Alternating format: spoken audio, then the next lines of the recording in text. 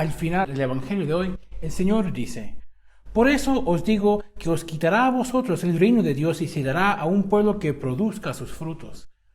¿Pero qué son los frutos que está buscando el Señor? Sí, son las buenas obras, pero es un fruto en particular, y para entender esto tenemos que saber dos cosas. Tenemos que saber a quién el Señor le está hablando y cuándo. El Señor le está hablando a los sumos sacerdotes y a los ancianos, los jefes del pueblo de Israel. Y le estás hablando porque ellos han venido enfadados con él y le han preguntado: ¿con qué potestad haces estas cosas? ¿Y quién te ha dado tal potestad? Y es que esto ocurre el día después que el Señor ha purificado el templo.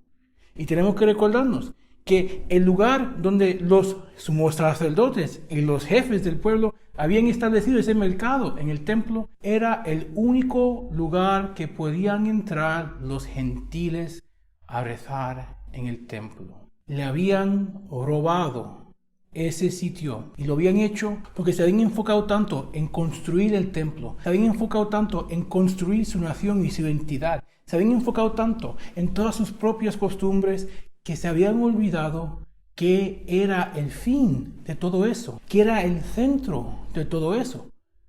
Porque el fin, el propósito del pueblo de Israel era llevar al Señor a todo el mundo. Y no lo estaban haciendo. Se habían encerrado en sus propias cosas. Habían tomado los frutos que pertenecían al Señor, y el fruto más importante, el llevar al Señor la fe a todo el mundo, como que si fuera de ellos nada más. El Señor entonces viene y empieza a decirle una parábola. Por supuesto, es muy listo el Señor, porque empieza la parábola indicando que va a ser una profecía famosa de Isaías, nuestra primera lectura de hoy. Y por eso es que el Señor empieza diciendo: había un propietario que plantó una viña, la rodeó con una cerca, cavó en ella un lugar, construyó una torre. Por supuesto, los sumos sacerdotes y los jefes son unos doctos en las Escrituras y reconocen esta profecía. Y están pensando: bueno, esta hora viene a enseñarnos que Dios está con su pueblo, lo protege y que su pueblo no corresponde.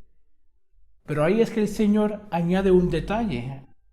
La arrendó a unos labradores y se marchó lejos. Y ahí es entonces que los sumos sacerdotes y los jefes de los pueblos se dan cuenta que el Señor está dirigiendo la parábola a ellos directamente, porque ellos son los que han construido el pueblo como está. De hecho, dije que tenemos que saber cuándo el Señor estaba hablando. No es solamente que está hablando un día después que ha purificado el templo, porque también está hablando en medio de las obras del templo. Porque el templo estuvo en obras desde el año 20 antes de Cristo. Y todo ese tiempo el templo estaba haciendo obras. ¿Y quién eran los encargados de esas obras? Los sumos sacerdotes. Por eso es que el Señor termina citando el Salmo 118, diciendo: la piedra que desecharon los arquitectos es ahora la piedra angular.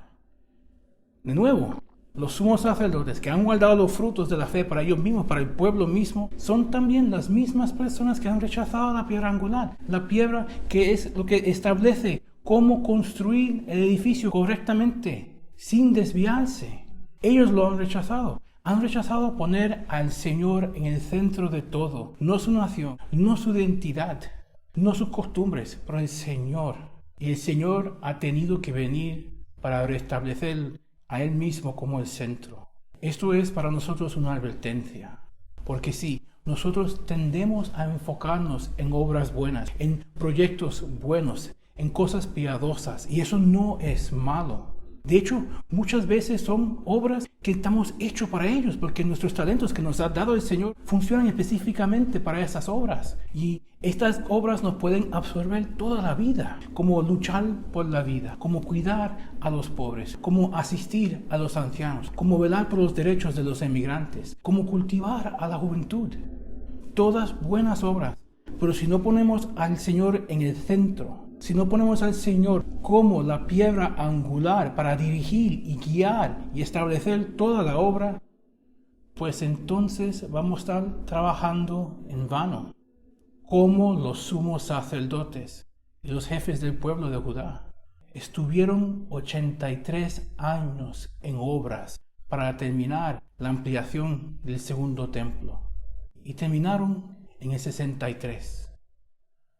Solo 7 años antes que el templo entero fue destrozado por completo por los romanos.